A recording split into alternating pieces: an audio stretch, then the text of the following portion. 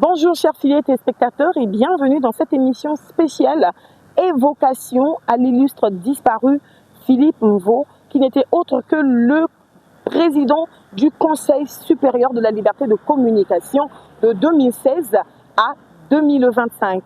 Alors, évocation, oui, nous sommes allés, comme vous le constatez derrière moi, c'est l'immeuble du ministère de la Justice où au deuxième niveau se trouve le cabinet du Conseil supérieur de la liberté de communication, et celui qui le remplace, M. Médard Milandou, va se confier à nous pour essayer de nous parler de Ya Philippe, comme lui-même aimait à l'appeler, mais aussi de certains collaborateurs, hauts commissaires de son époque, qui vont nous parler de Ya Philippe, dit Philippe Mvo.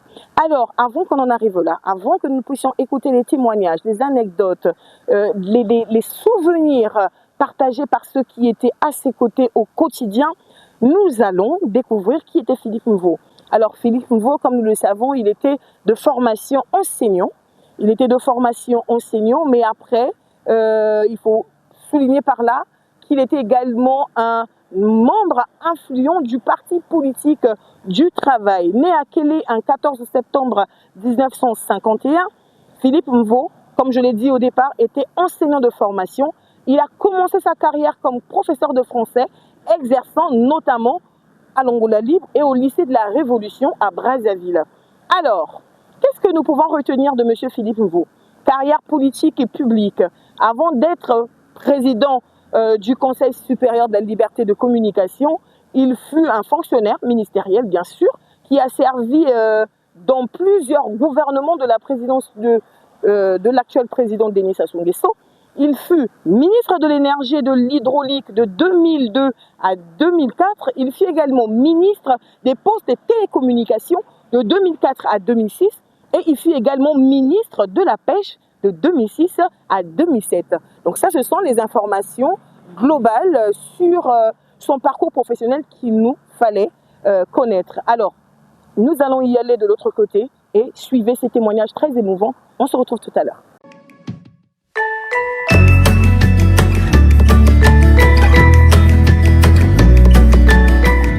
Le président Mvo était un homme de conviction. Il était convaincu que, en arrivant à la tête du Conseil supérieur de la liberté de communication, il pouvait faire de la presse congolaise une presse républicaine, une presse respectueuse des lois, une presse respectueuse de l'éthique et de sa déontologie. Et pour le faire, il s'est dit qu'il fallait d'abord qu'il connaisse la presse. Parce que, comme vous le savez certainement, il est de formation enseignante. Hein, donc, comme il le disait lui-même, il est venu dans le monde de la communication par effraction. Ça nous faisait rire tous. Mais il nous a quand même surpris parce qu'il maîtrisait même mieux la régulation que certains journalistes. Et donc, quand il arrive au Conseil supérieur de la liberté de communication en 2012-2013, il se dit, pour que je change ce monde de la communication, il faut que je sache quels sont ceux qui composent ce microcosme. Il a donc initié un recensement sur le plan national de tous les journalistes, les professionnels et non professionnels, et de tous les médias. Donc le Conseil a envoyé des délégations dans tous les départements du Congo pour recenser les journalistes et les médias. Après ce travail, il s'est dit qu'il faut aussi faire de telle sorte que le Conseil amène les journalistes, notamment les journaux, les médias. En ce qui concerne les médias audiovisuels, le problème ne se pose pas. Mais le problème se posait surtout pour la presse écrite. Faire de telle sorte que la presse écrite, chaque journal, par exemple, ait un siège. Ce n'était pas facile parce que, vous savez, avec les conditions économiques actuelles de nos médias, ce n'est pas toujours facile que chaque journal ait un siège. Mais le président a insisté, si bien que nous avons vu des journaux qui ont commencé à avoir des sièges. Devant chaque siège, il fallait il fallait écrire que bon, le siège de tel journal, comme DRTV le fait, comme les autres médias le font.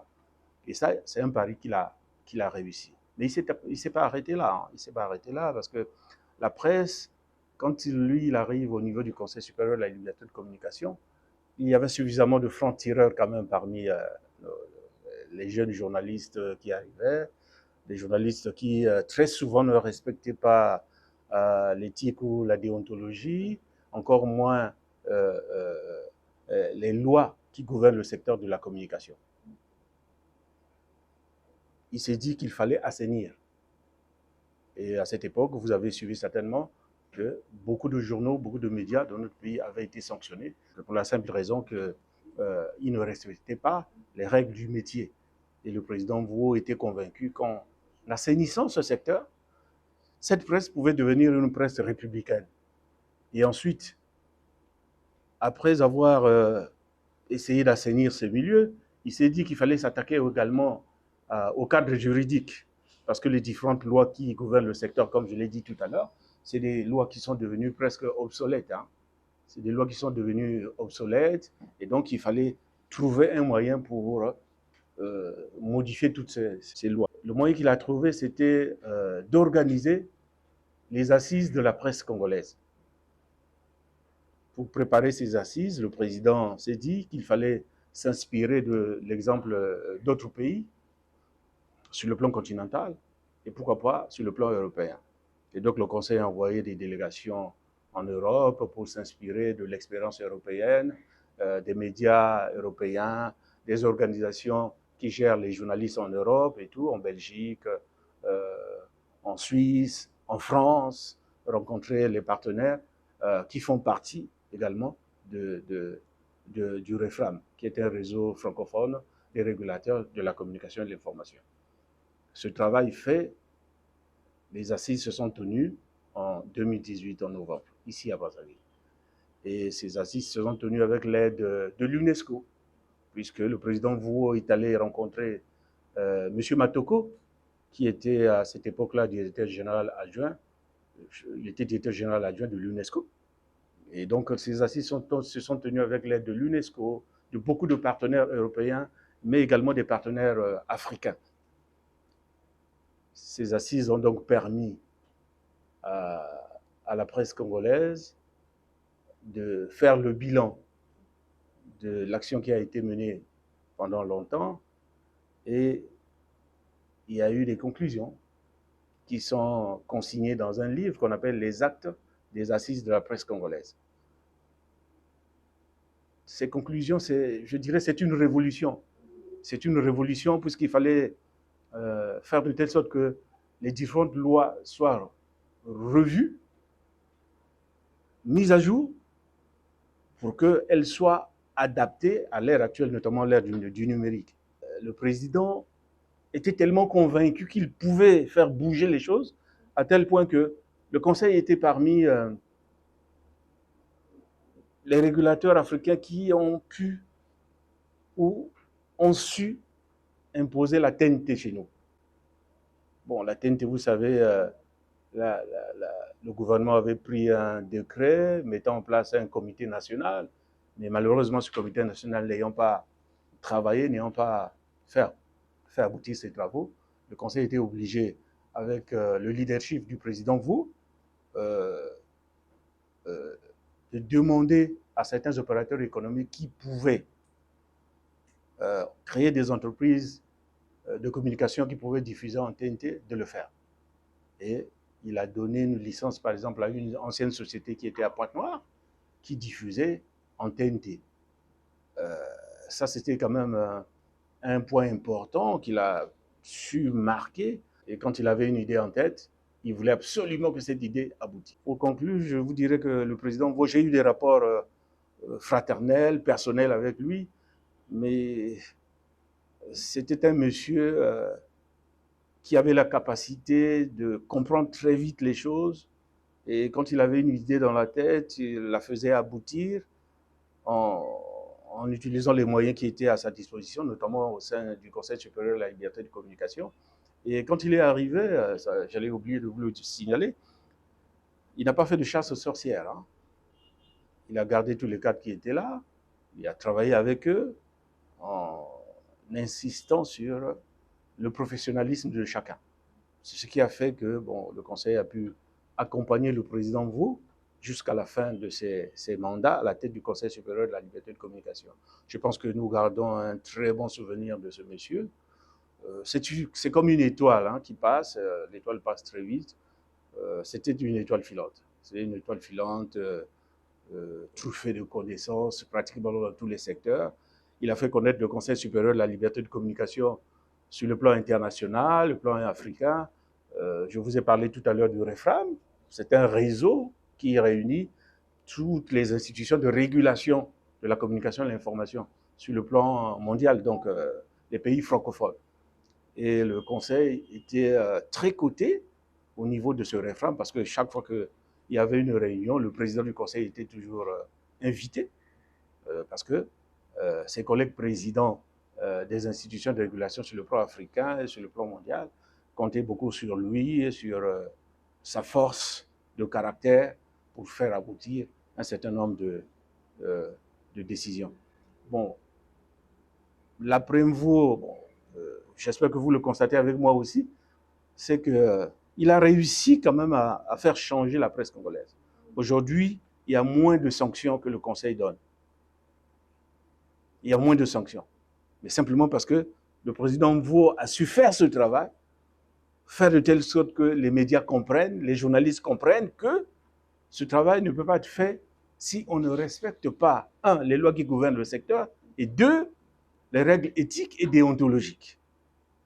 De plus en plus, quand vous lisez les journaux, il y a moins d'invectives, il y a moins de diffamations, il y a moins d'insultes.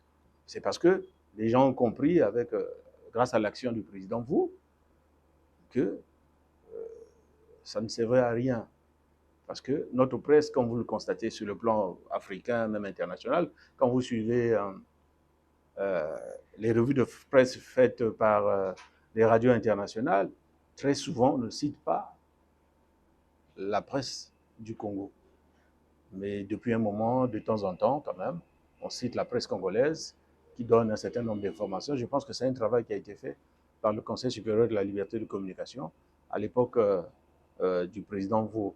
Bon, je vous dirais que c'était pour nous, pour moi personnellement, une période très, très difficile. Hein, parce que je constatais que la santé du président était en train de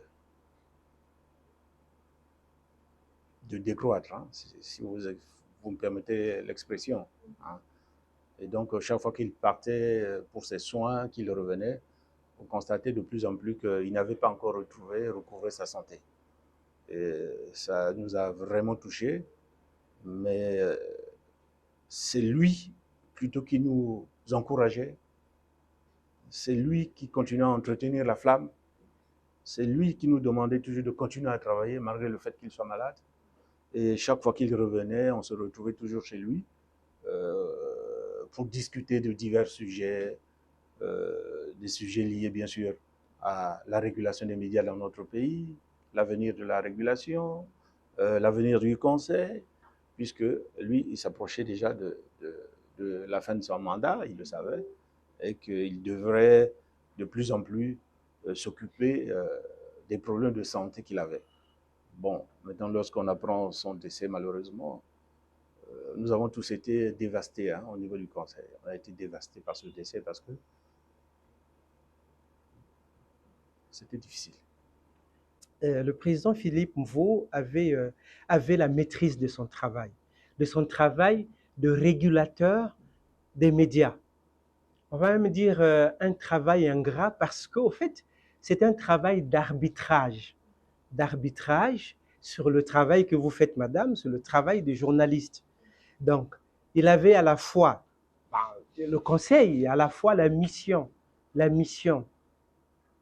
de sanctionner les journalistes, suivant dans leur travail, et aussi de protéger les journalistes dans leur travail.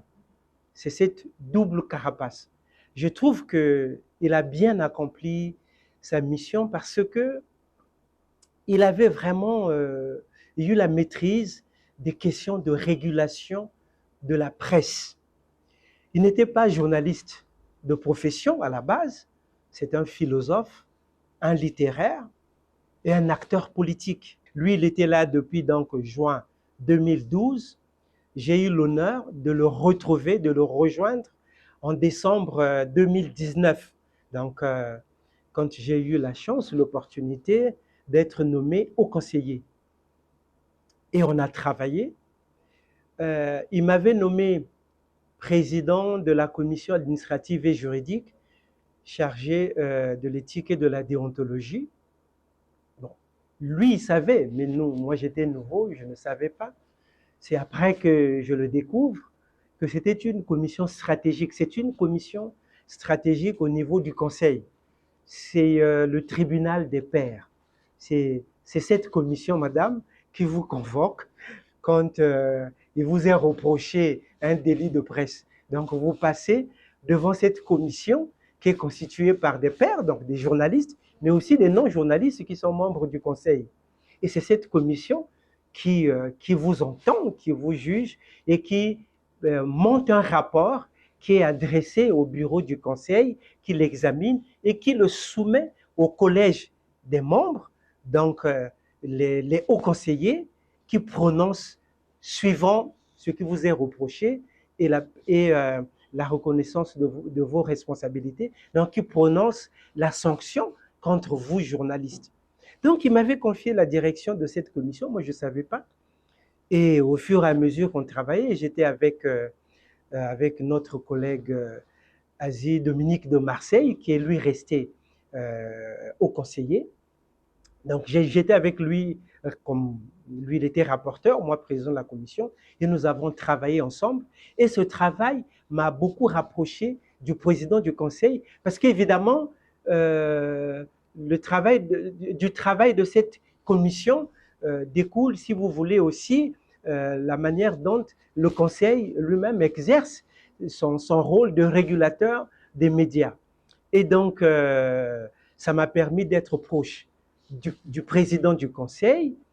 Il lui est arrivé, quand il y avait des journalistes ou un journaliste arrêté dans un commissariat de police ou dans un poste de gendarmerie, dans le cadre de l'exercice de son métier, ben, il m'appelait pour l'accompagner, aller parlementer, négocier avec la force publique, la police, les gendarmes, la libération, la remise en liberté du journaliste, en faisant valoir le fait que les délits de presse au Congo ne sont plus punis de la peine d'emprisonnement des journalistes.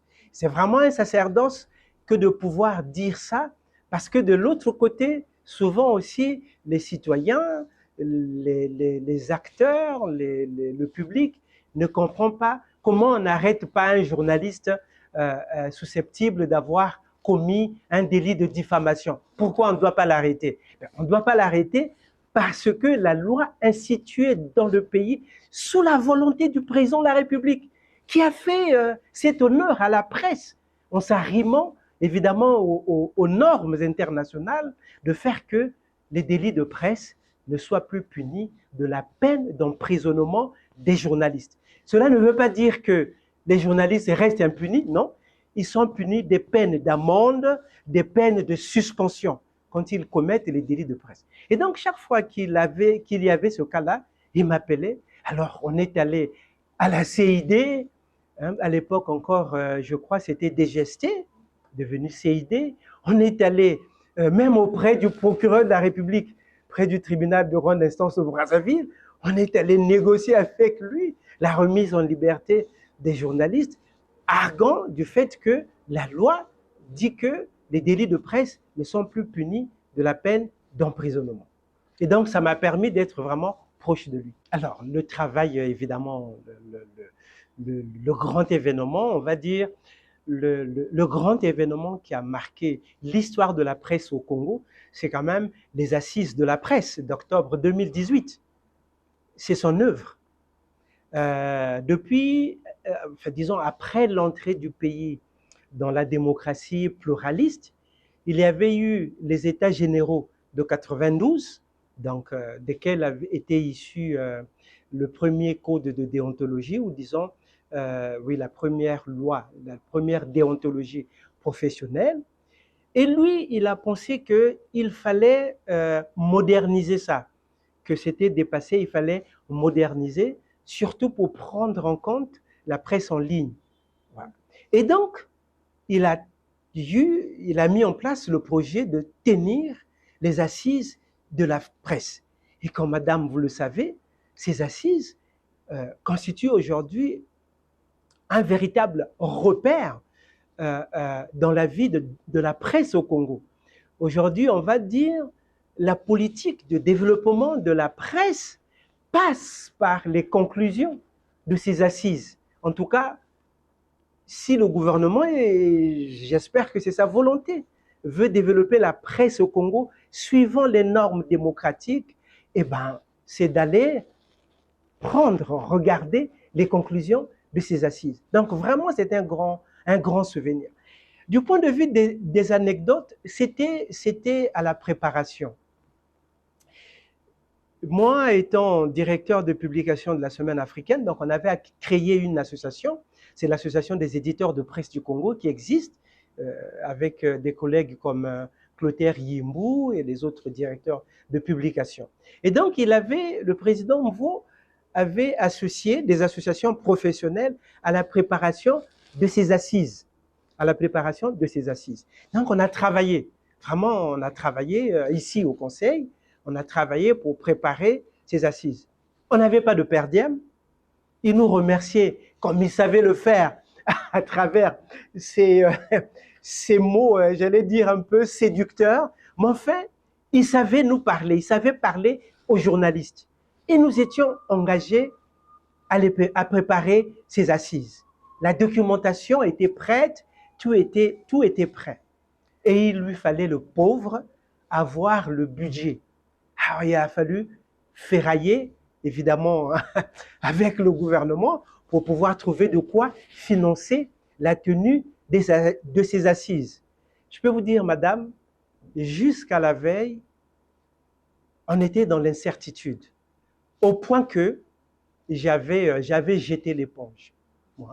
J'avais jeté l'éponge en disant que non, on avait quand même beaucoup fait et que voyant que il n'y avait rien, comme on le dit, je ne voyais pas pourquoi continuer à travailler sur des sacrifices.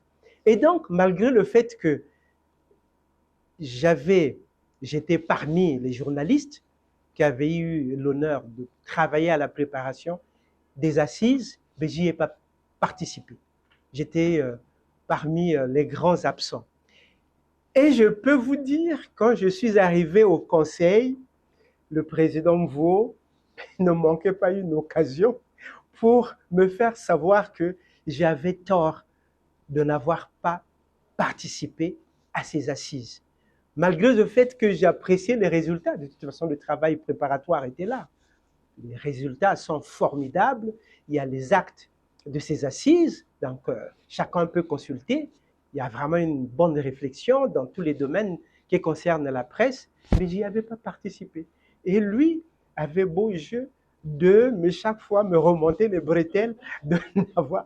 Et c'est vrai, après, dans la conscience, je m'étais dit, c'est vrai, l'attitude rebelle consistant à dire que je ne vais plus faire n'est toujours pas profitable. Je regrettais beaucoup de n'avoir pas personnellement participé. Mais bon, après, je me suis approprié les résultats, les conclusions de ces assises. Et chaque fois, il y a l'occasion vraiment de pouvoir mettre en valeur ces conclusions. Mais je ne manque pas de le faire. Donc voilà à peu près l'anecdote que je peux dire à ce propos. C'est quelque chose de remuant. Vous savez, bon, de toute façon, pauvre de lui, il a connu une longue phase de maladie.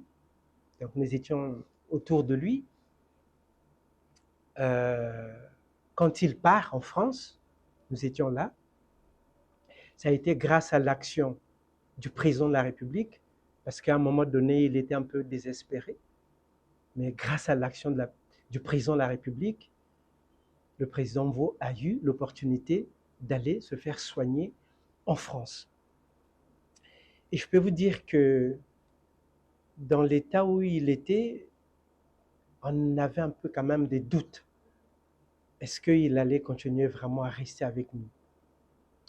Et quand il nous a annoncé son retour, la visite, et à le voir, c'était quand même quelque chose de remuant, de voir l'état physique. Il était, c'est vrai, physiquement debout, là, mais quand même un homme amaigri qui avait vraiment perdu la forme. Ça nous avait beaucoup bousculé. Mais l'esprit toujours vif, voilà, et taquin, merci bien madame, vraiment, et toujours la vie autour de lui. Il animait, et il nous voulait nous voir gais autour de lui et tout. Cette première visite-là nous avait marqué. Il est reparti 2 semaines ou 3 semaines après, je crois. Et les autres visites, quand il venait, c'était un peu mieux. Il avait trouvé un peu de forme, c'était un peu mieux. Et ça nous donnait l'espoir que finalement, comme on dit, le plus dur est maintenant derrière nous. Donc, ça nous a redonné l'espoir, évidemment, que le plus dur était derrière nous. J'ai eu une dernière conversation avec lui où finalement sa voix ne m'avait pas rassuré. Sa voix ne m'avait pas rassuré. Mais toujours quelqu'un de volontaire, il demande des nouvelles, on échange, on rit. Et à un moment donné, quelques jours après, disons, j'ai demandé à des collègues un peu comment eux ils ressentaient la voix du président et tout. Et j'ai beaucoup échangé avec notre collègue Asie Dominique de Marseille, qui lui se trouvait en France aussi, et il m'a partagé un peu ses inquiétudes. Il m'a dit oui, j'ai échangé avec le président, mais sa voix ne me rassurait pas. Ça a été la même chose avec un de ses conseillers, très proche d'ailleurs, notre collègue Joseph Bawa. Donc si vous voulez, on était un peu comme on n'est toujours jamais préparé au pire, mais c'est l'idée, voilà, c'est l'idée toujours qui vous visite l'esprit, et puis un jour, la nouvelle fatale est tombée. Ah ben l'héritage dans la presse, vraiment, je dirais que il a travaillé à arrimer notre presse à la donne démocratique. Et l'une des réformes à laquelle il a contribué avec le gouvernement, évidemment, notamment le ministre de la Communication, ça a été quand même la loi organique du Conseil supérieur de la liberté de communication, parce qu'il fallait l'adapter à la nouvelle donne constitutionnelle, donc la nouvelle constitution. Il y a contribué énormément. Philippe Vaux, vous savez, c'est toujours difficile de parler d'un homme multidimensionnel comme lui. J'ai eu la chance de le côtoyer, je l'ai dit, quotidiennement, et d'avoir été parmi les plus proches collaborateurs de ce grand homme. Je ne dirais pas le plus proche, mais parmi les plus proches, tant sur le plan professionnel que sur le plan purement amical. Parce que c'était un aîné, c'est plus un aîné, un homme de grand cœur, un grand professionnel. Donc, je l'ai connu sous ces deux plans, sur le plan professionnel et sur le plan purement amical. Sur le plan purement personnel, alors je dirais que c'est un homme de grande qualité. C'est un altruiste, c'est quelqu'un qui aimait profondément les autres, qui aimait les prochains. Et on va même dire que c'est quelqu'un qui vivait pour les autres, parce que les problèmes des uns étaient ses problèmes à lui. Et tant qu'il pouvait apporter son soutien, fut-il matériel, financier et tout, il n'hésitait pas une seule seconde, que ce soit au niveau de la famille, au niveau des amis, ou même des personnes qui ne connaissaient pas. Donc, c'est quelqu'un qui avait la main sur le cœur, comme on dit généralement.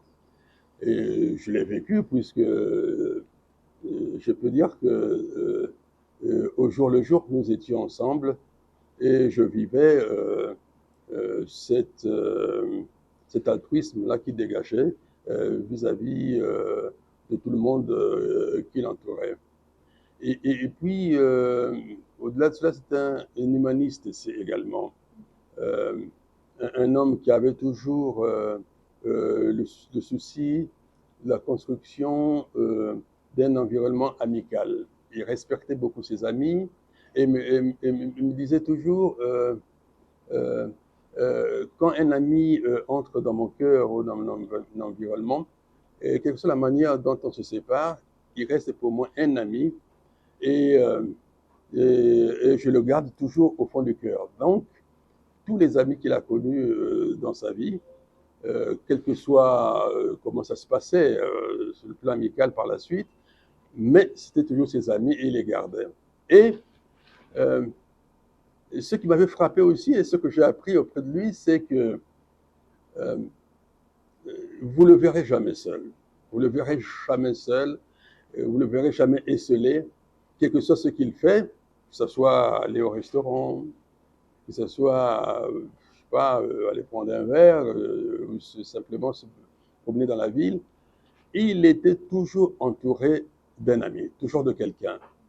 Et il passait des journées entières avec des amis. Ce qui me concerne, si je peux parler de moi, il arrivait un dimanche, 8h, 9h, malgré le fait que c'est une grande personne, une personnalité de premier plan, ben, un dimanche, 8h, 9h, il se déplace, il vient chez moi.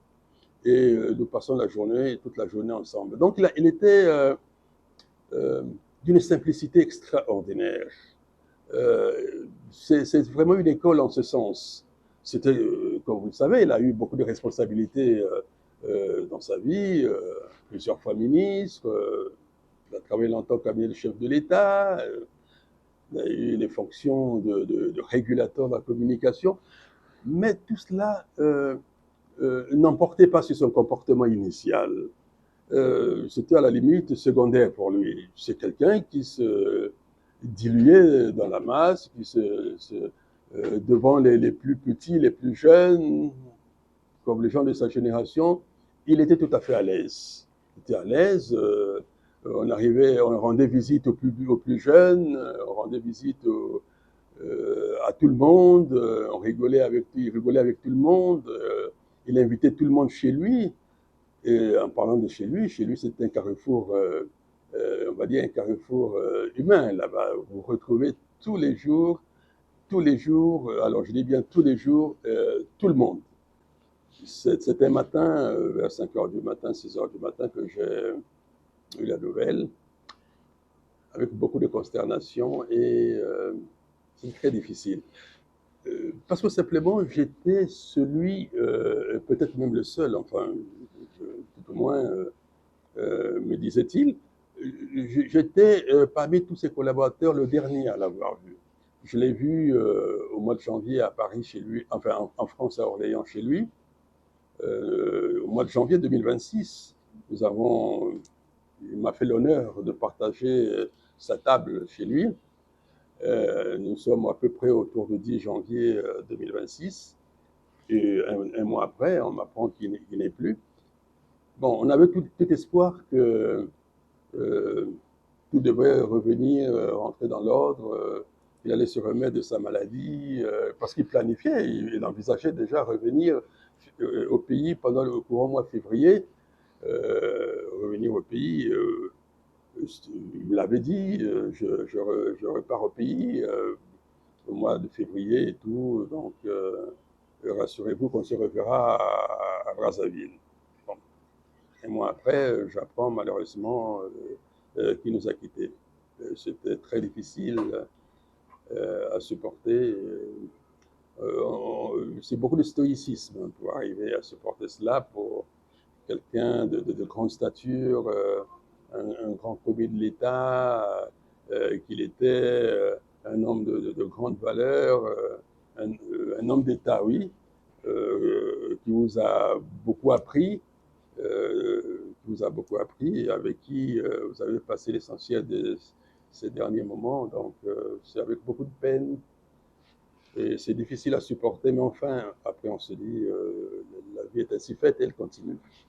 Yaya Philippe a remodelé l'image de la presse congolaise.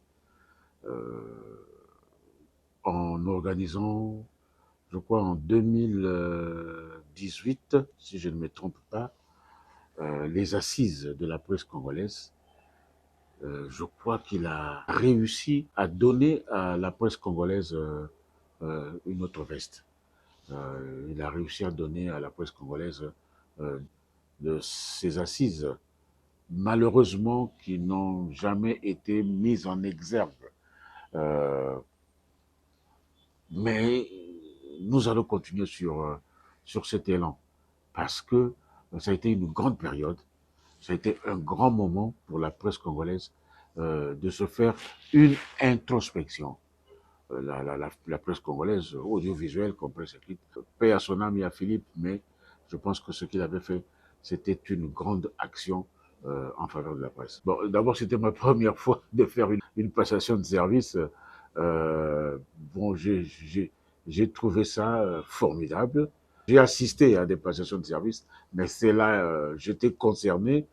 Et d'abord, nous nous sommes retrouvés tous les deux dans ce même bureau. Lui à ma droite, moi à sa gauche. Et j'étais ému de voir Yaya Philippe. Parce que lorsque j'ai été nommé, il a été le premier à m'appeler. Il était le premier à m'appeler. Et j'en étais ému. Et les conseils qu'il m'a prodigués. Il m'a parlé du conseil pendant, je crois, je peux même dire 10 à 15 minutes. Il m'a tracé les grandes lignes du conseil.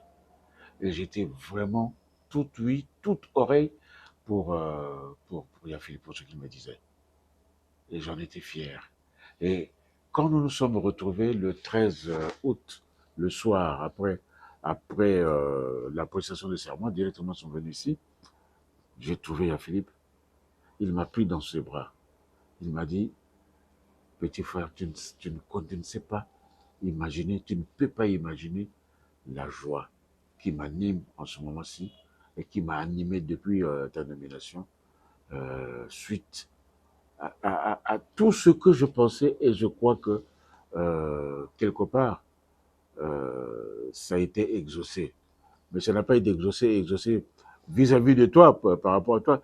Bon, je ne savais pas que le président de la République allait porter son choix sur ta personne, mais j'en suis très heureux, j'en suis très fier, et je pense que, et je sais que tu réussiras. Ce qu'il m'avait dit quand il m'a appelé après, suite à la nomination, je pense que c'est ce que je suis en train de suivre. Et je vais suivre sa démarche, tout en donnant au Conseil supérieur de la liberté de communication une autre visibilité, mais je resterai sur les traces de Yaya Philippe, parce que il a été dynamique. À son âge, je me suis rendu compte que quand il était jeune, bon, je ne dis pas qu'il était bagarreur, mais quand il était jeune, il était très influent. Parce que je me rappelle qu'à certains moments, il se rendait dans des commissariats de police pour récupérer quelques journalistes qui étaient peut-être pas en porte-à-faux, mais qui étaient au commissariat, qui avaient des problèmes, quelques bisbilles avec la police. Mais non pas pour les remettre pour leur permettre de reprendre leurs fonctions, mais d'abord pour les éduquer, pour leur parler de la déontologie et pour leur parler de l'attitude d'un journaliste. Parce que faut pas oublier que la presse congolaise, les journalistes congolais je ne sais pas où est-ce que nous avons, nous journalistes congolais, acquis un certain nombre de travers, mais je pense que quand il y a Philippe allait les récupérer, c'était pour les éduquer, c'était pour leur dire, on ne travaille pas comme ça, on ne travaille pas comme ceci, mais voici la ligne à suivre. Donc il a fait un bon travail, il y a Philippe, durant les années durant lesquelles il a été à la tête du Conseil supérieur de la liberté de communication. Moi, j'ai hérité de Yaya Philippe, j'ai hérité du président Mvo un certain nombre de concepts. Et je ne vais pas les dévoiler parce que sinon je risque de ne plus rien faire.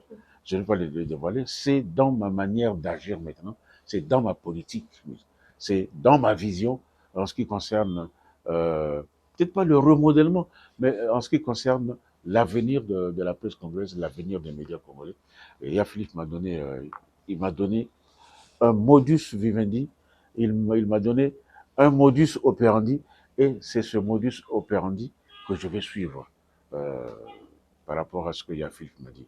Mais je pense que avec la presse congolaise, nous allons mener beaucoup d'actions et nous sommes en train de nous préparer à ces actions, certainement les mêmes actions que Philippe aurait dû mener, mais Dieu a fait qu'il nous quitte, paix à son âme en tout cas. Je pense que Philippe, là où il est, qu'il repose en paix, qu'il ne se retourne pas dans sa tombe par rapport à tout ce qu'il m'a demandé de faire en suivant les indications qu'il m'a données. Paix à son âme. Bon, les obsèques, nous, à notre niveau, nous sommes en train de nous préparer, mais il y a cette disponibilité au niveau de l'exécutif. N'oubliez pas que Philippe, le président Mvo était d'abord ministre, il était ministre, et donc c'est au niveau du gouvernement qui est en train de prendre toutes les dispositions. Bon, je sais que au niveau de l'ensemble des présidents des institutions de régulation, je dis tout en passant, c'est que le président Philippe Mvo a été très, très, très admiré par ses homologues.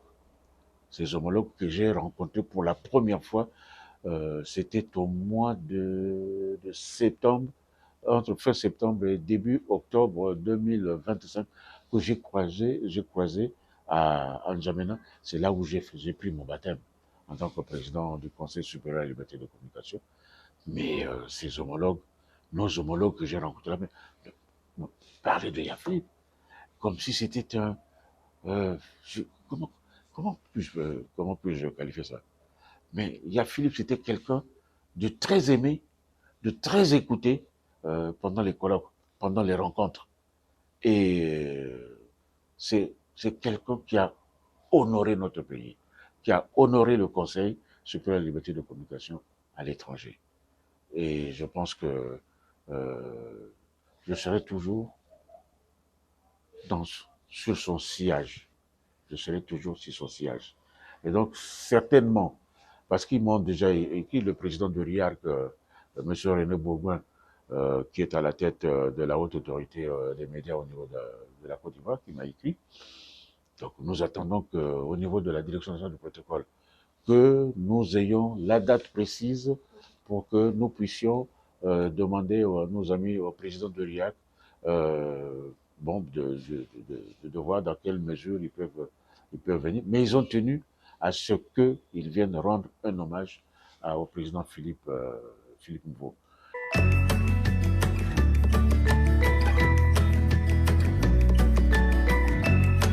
Nous venons là de suivre les évocations qui ont été faites par les ex-collaborateurs, s'il faut que je le dise ainsi, du regretté Philippe Mvo, mais également de son successeur au poste du président du Conseil supérieur de la liberté de communication.